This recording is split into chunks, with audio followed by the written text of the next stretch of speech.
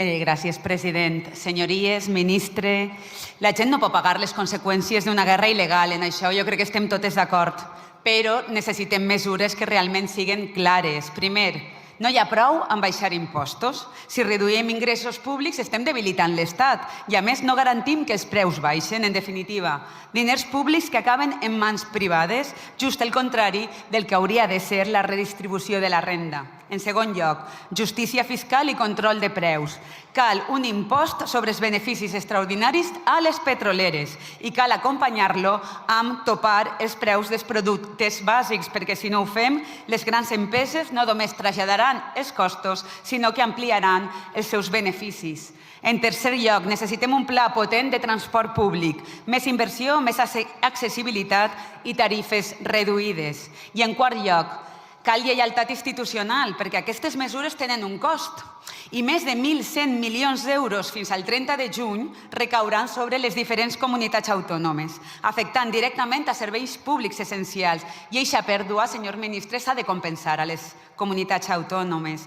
I a més, senyor ministre, pel que fa als valencians i les valencianes, el govern ha deixat fora d'aquest decret el crèdit extraordinari per a la Generalitat de 1.300 milions d'euros per a la Dana, que no es va aprovar en el decret òmnibus de febrer. Per això, esta nova injustícia territorial l'hem de solucionar ja. Senyor ministre, votarem a favor per responsabilitat, però necessitem mesures més justes, més eficients i realment a favor de la gent. Gràcies. Gràcies. Tiene la palabra el señor Catalán Higueras.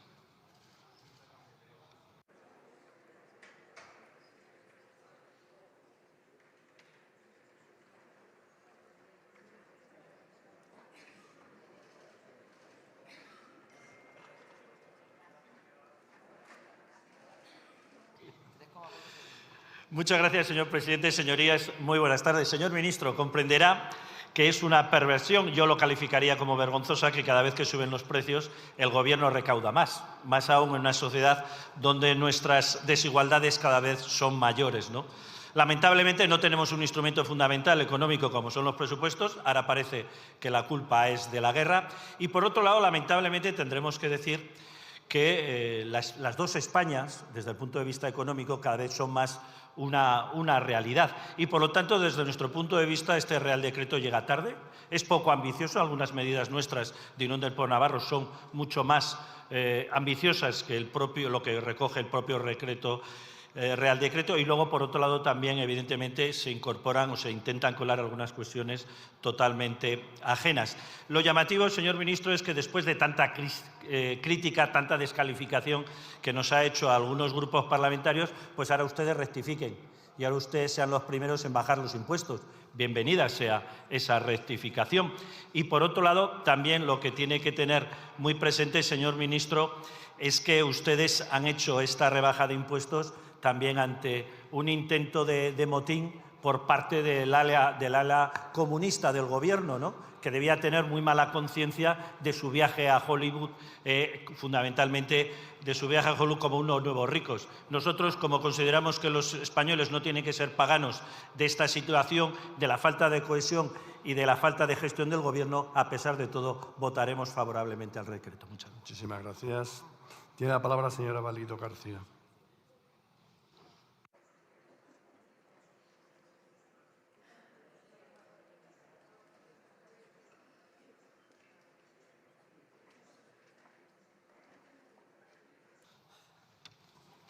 Buenas tardes, señorías. Señor ministro, recordará usted que hace apenas 2 semanas hice una interpelación en la que le pedí que tuvieran en cuenta en cada norma, en cada decisión, en cada decreto la realidad singular de Canarias.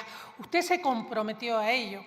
Una semana después vine con una moción, fruto de esa interpelación, que votaron en contra.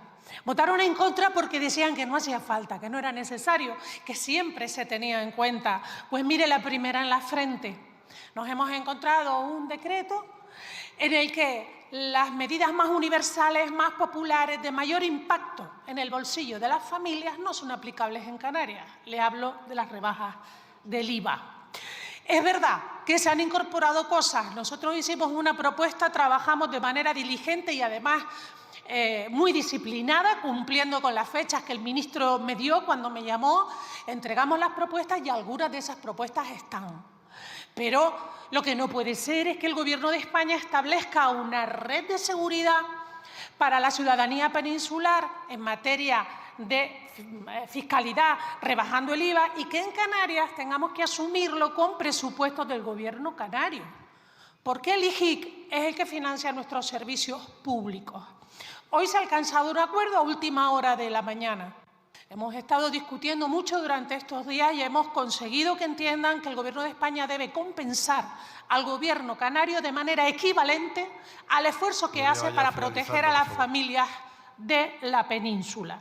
Y el lunes debe estar cerrada esa cifra, además de un grupo de trabajo que anunció el señor Sánchez ayer en su intervención para profundizar en el decreto canario que busca asegurar, garantizar los derechos que los canarios tienen. Gracias. Gracias. Tiene la palabra el señor Rego Candamí.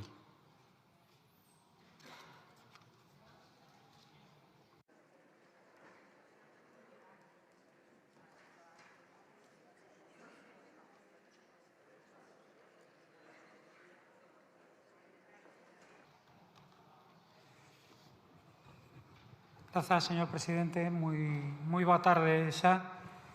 Señor ministro, o BNG votará a favor de convalidar este Real Decreto por responsabilidade política, porque creemos que hai medidas que son necesarias e farémolo a pesar de considerar tamén que son insuficientes. O BNG trasladou un paquete de 20 medidas e precisamente aquelas que consideramos máis eficaces porque xa foron, ademais, testadas en anteriores ocasións sobre o seu efecto, o seu resultado, como topar prezos dos combustíveis, topar prezos de produtos de primeira necesidade, de servizos esenciais ou de hipotecas e alugueres non foron incorporados. Tampouco as que fan referencia a políticas fiscais máis xustas e redistributivas, como, por exemplo, recuperar un imposto para as grandes fortunas, para a banca e para as enerxéticas, para compensar pois os beneficios extraordinarios que van ter como consecuencia desta crise. E a pesar tamén de que hai elementos que nos preocupan, en concreto os que fan referencia ás zonas de aceleración de renováveis. Exiximos ao Goberno e obtivemos un compromiso de que iba a haber unha aplicación estricta da normativa para evitar que estas zonas de aceleración de renovables en mans do Goberno do Partido Popular da Galiza sexan unha porta aberta máis para o boom eólico depredador que padece o noso país ao servizo das grandes empresas enerxéticas que teñen, ademais, o lobby eléctrico tanto poder e tanta capacidade que foron capaces de apartar o xuíz Luís Villares da Sala do Contencioso Administrativo do Tribunal Superior de Xustiza de Galiza. Hai que poñerlle freo ao poder das grandes eléctricas. Moito obrigado. Tiene la palabra el señor Sánchez Serna.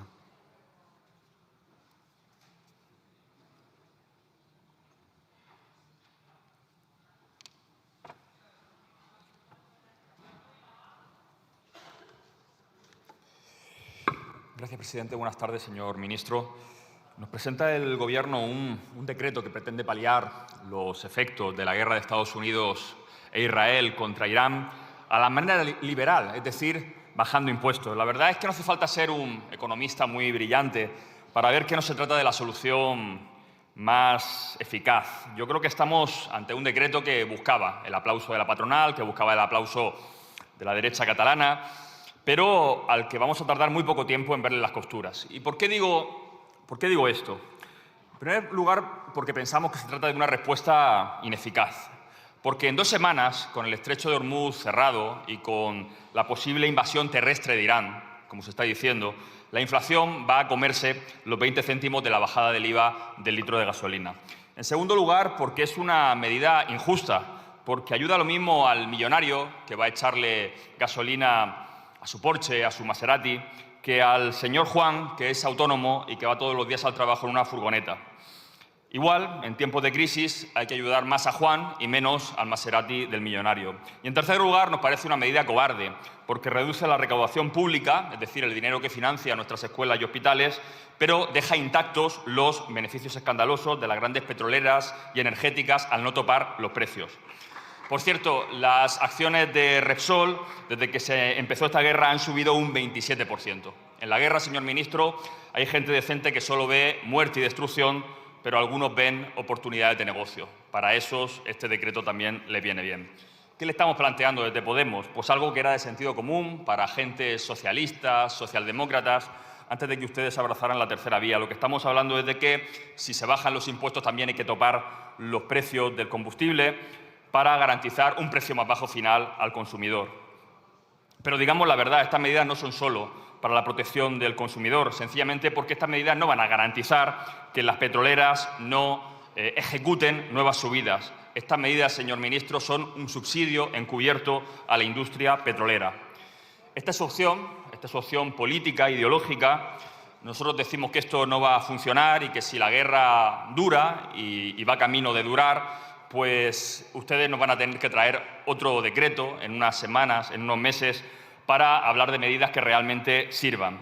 Nosotros hoy no vamos a bloquear este Real Decreto, búsquense otro culpable, pero sí les quiero decir una cosa.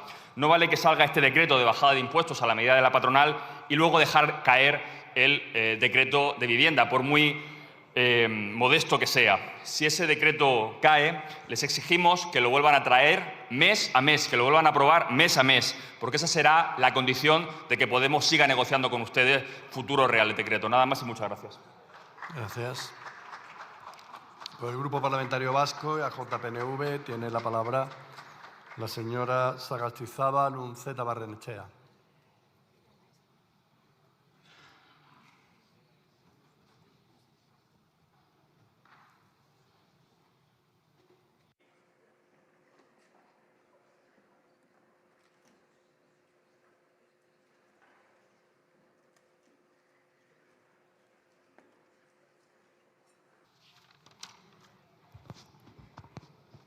Gracias, presidente.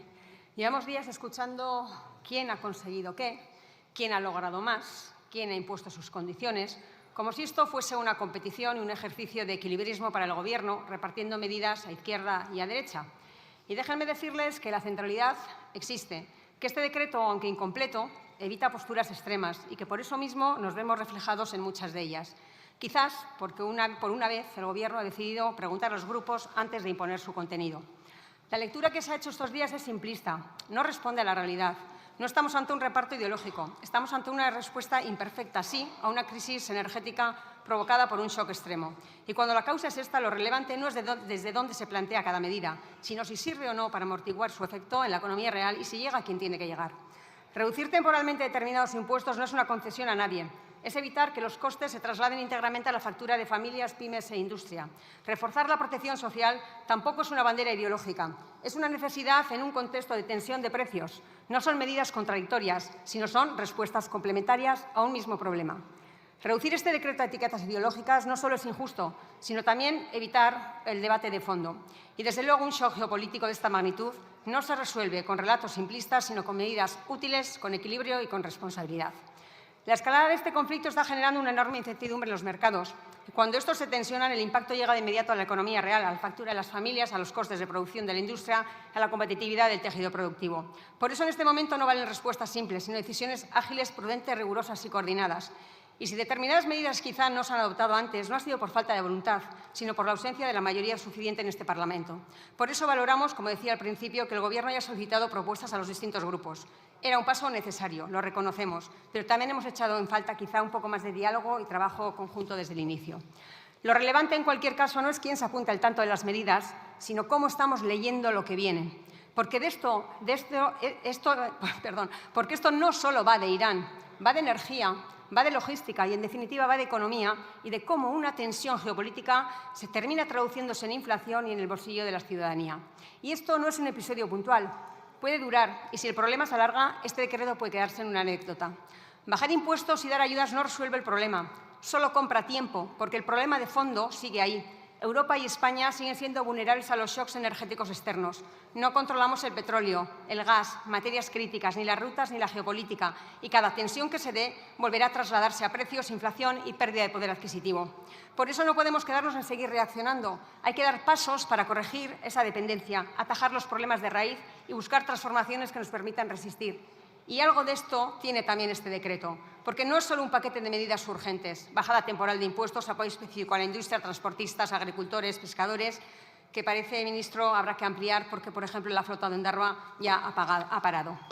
Este decreto es un paso mejorable, sin duda, hacia un sistema energético más resiliente, y lo es porque incorpora medidas que impulsan la electrificación, mejora la eficiencia, acelera el despliegue de renovables, medidas que empiezan, por lo tanto, a actuar sobre lo estructural. Y precisamente también esto ha ido nuestro paquete de 31 medidas. Pero claro, a algunos solo les interesa situar este debate en los extremos. Los expertos advierten que si esta crisis se prolonga hasta verano, los efectos sobre la economía serán más intensos, y por eso pedimos que se empiece a trabajar ya en el resto de medidas que hemos planteado.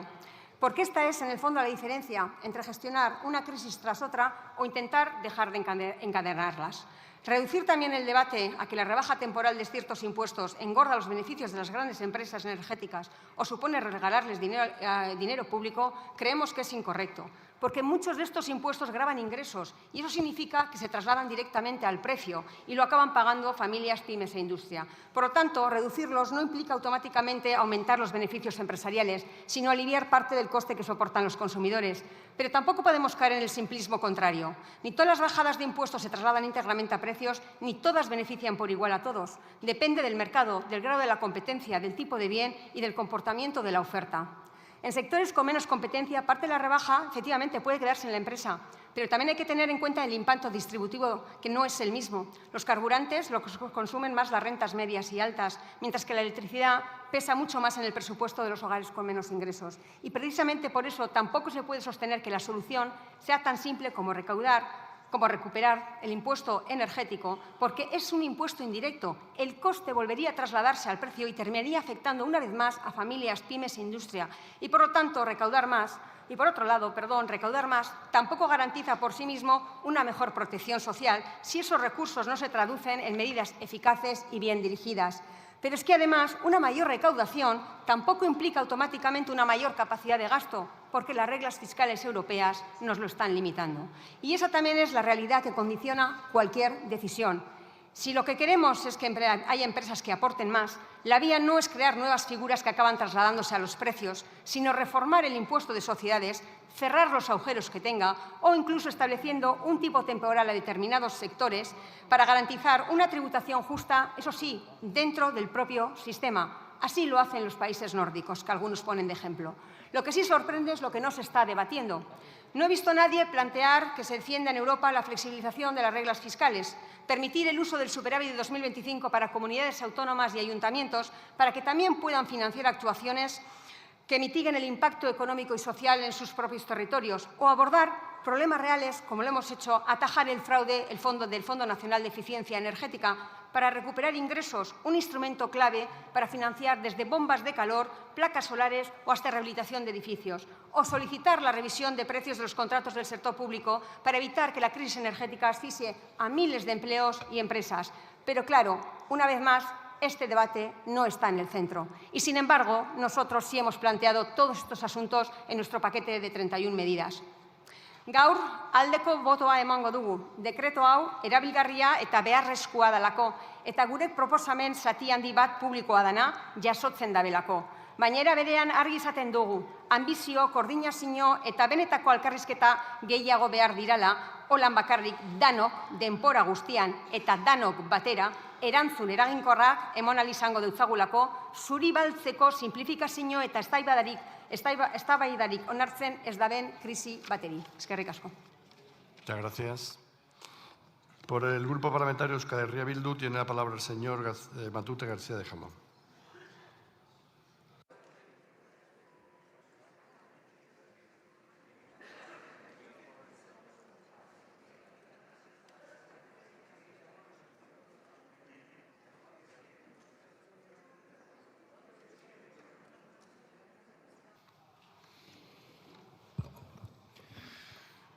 Presidente, señorías, ojalá este debate fuera un debate con garantía de no repetición. Ojalá fuera un debate excéntrico o extemporáneo, pero me da que quien piense eso está profundamente equivocado porque no entiende los tiempos difíciles que nos están tocando vivir.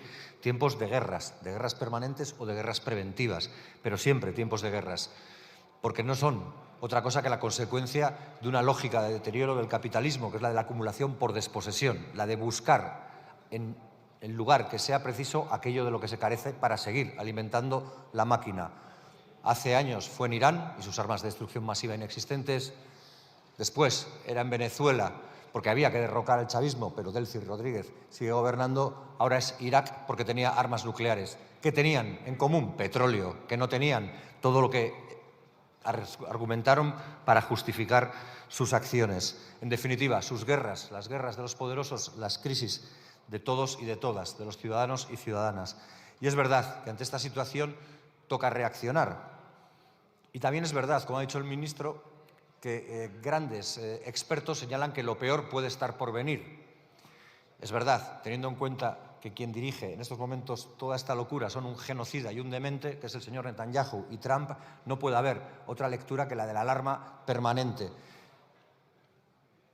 Respecto a las medidas, y por aterrizar en el decreto diré que son agridulces. En euskera se dice gaseoso. Neurri positiboak aurkitu ditugu bertan. Euskal Herriko zein estatuko gehiengo sozial eta langileari babesa ematen dioten neurriak. Baina aurkitu ditugu baita jendea, langileak eta familiak kontuan hartzen ez dituzten neurriak ere. Porque es verdad que hay propuestas positivas, las ha señalado ya el ministro, algunas las aportamos nosotros y otras las han aportado otros grupos. Es verdad que hay medidas positivas de diferentes grupos. Nosotros nos centramos en ampliar el bono social eléctrico y térmico para que los ciudadanos y ciudadanas con menor capacidad adquisitiva, es decir, los sectores más vulnerables, pudieran hacer frente al pago de la electricidad, con bonificaciones que en algunos casos superan el 57% y que nunca están por debajo del 43%.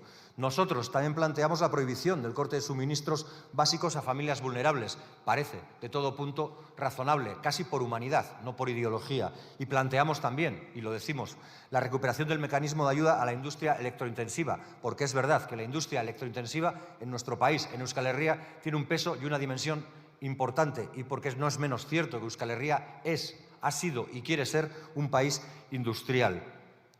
Y es verdad, como decía, que también hay otras medidas que son positivas y urgentes y que tienen, como se ha dicho ya, un carácter estructural, que son las que tienen que ver con acelerar la transición en las renovables, con una apuesta clara, sincera, directa e irreversible en favor de la energía renovable, de la transición energética, con más participación ciudadana, con retornos importantes al entorno local, que es aquel que hace el esfuerzo principal, porque tiene que situar en su territorio dichas instalaciones. Creemos también que hay que hacer un apoyo decidido, y está bien que así se refiera en el Real Decreto, al autoconsumo, que se haga alusión al radio de los 5 kilómetros o ampliación al radio de los 5 kilómetros respecto al anterior más restringido. Está bien también que se hable de almacenamiento y que se hable también del fortalecimiento de las comunidades energéticas. Es, en definitiva, hablar de soberanía energética, porque de eso va también este debate, de eso va también esta era en la que estamos viviendo, de la capacidad para no depender de otros y no estar sometidos a los vaivenes y las locuras de otros para apoderarse de recursos. Generemos nuestros propios recursos y hagámoslo de forma sostenible para que, a la vez que contribuimos medioambientalmente al sostenimiento del planeta, lo hagamos blindándonos de las injerencias de terceros. Pero, sin embargo, también hay que señalar lo que no está bien en este decreto, lo que desde nuestro punto de vista no está bien, y nos parece un error. Nos parece una cesión incomprensible la rebaja generalizada de impuestos sin control real de precios. Porque una cosa son las intenciones de controlar y otra cosa es la constatación y de la evidencia de la dificultad de controlar. Y eso es lo que todavía hoy está pasando. A día de hoy ya sabemos que las petroleras han reabsorbido buena parte de la rebaja. No ya que estén cerca de esos 30 céntimos que tenían que repercutir en el bolsillo de la gente, sino que aproximadamente un tercio, y son datos de la Comisión Nacional del Mercado y de la Competencia, se pueden ver hoy en la gráfica lineal y diaria, que establecen un tercio de ese dinero que tenía que estar en los bolsillos de los ciudadanos está ya en la cuenta de beneficios de las grandes empresas petroleras. Es peligroso porque incentiva a los combustibles fósiles, que son aquellos de los que nos queremos desprender para hacer una realidad sostenible. Es decir, es complicado explicar a la gente que apostamos por una transición energética lo más veloz posible para ser más soberanos si a la vez estamos incentivando a los combustibles fósiles. Es una medida regresiva, o son medidas, la de la reducción de impuestos, regresivas por indiscriminadas. Se lo dice AIREF, favorecen más a las familias que más recursos tienen. Y es también una medida que detrae o debilita los recursos públicos. Sí, y yo le voy a hablar de nuestra realidad y de instituciones que no controla Euskal Herria Bildu. La Diputación Foral de Guipúzcoa ha dicho que va a perder del orden de 71 millones de euros. Entiendo que los gestionarán bien y que, por tanto, servirían para hacer buenas políticas de protección ciudadana. Ya no van a tener, de momento, 71 millones de euros por esta bajada de impuestos. De igual manera, y lo hizo la Diputación Foral de Vizcaya, que tampoco controla Euskal Herria Bildu, que en este trimestre, aquí ya no digo en este año, en este trimestre van a perder más de 125 millones de euros. 125 millones de euros que vizcaínos y vizcaínas no van a poder tener para que les sigan protegiendo socialmente, si es que se les protegía socialmente. En cualquier caso, es una apuesta que va en el sentido contrario a la electrificación que este Gobierno dice que es estratégica. Pero, en resumen, estamos aplicando una política de descuentos a algo que no tenemos y de lo que no queremos depender, con dinero de todos y de todas que no nos sobra para que acabe en una parte, al menos en una tercera parte de momento, en los bolsillos de unos pocos. Por eso no nos equivocamos si planteamos de nuevo que la mejor respuesta que podía acompañar a todo lo positivo que he dicho al inicio era recuperar el impuesto a las energéticas, era recuperar el impuesto de solidaridad a los beneficios extraordinarios. Porque no hace falta ser Nostradamus para saber que dentro de unos meses alguien publicará los beneficios de este año y volveremos a oír que la palabra récord va asociada a esos beneficios de las grandes empresas energéticas. Hagámoslo ahora porque vamos a tener que hacerlo. Y finalizo. Está bien también controlar los precios. Estamos a favor del control de precios allí donde sea posible y donde sea beneficioso. Lo es en el gas, lo es en los alimentos, puede haber sectores en los que no lo es tanto. En definitiva, equidad y redistribución para que las guerras que se hacen por dinero las paguen con su dinero y no con el sacrificio y el esfuerzo de todos y de todas. Por el Grupo Parlamentario Junts per Catalunya tiene la palabra el señor Josep Domenech.